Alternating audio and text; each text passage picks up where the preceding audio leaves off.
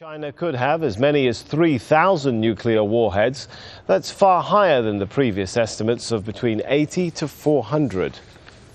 The Georgetown researchers also found evidence of a vast network of tunnels across the country. They established a map showing how the network is not restricted to one particular area of the country. Well, they also claim the networks of tunnels are situated across China, with many sitting strategically on borders and coastal areas.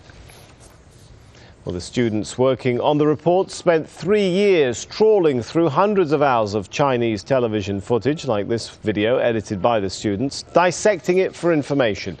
Official Chinese military periodicals and textbooks were also read to build up a comprehensive database of information, well, at least as much as possible. They also waded through military websites, news outlets and blogs.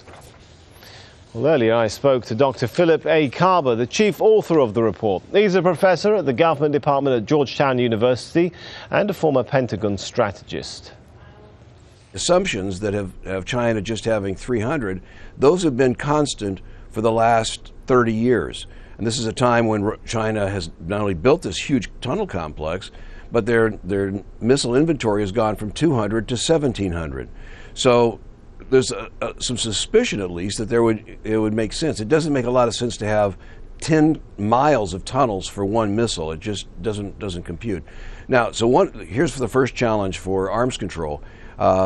If one's trying to get to a world without nuclear weapons, you're not going to get there unless you can get inspection of those tunnels, because if everybody else disarms, you can't have confidence if you don't know what's in those tunnels, and that's a huge inspection challenge given the size and the magnitude of it.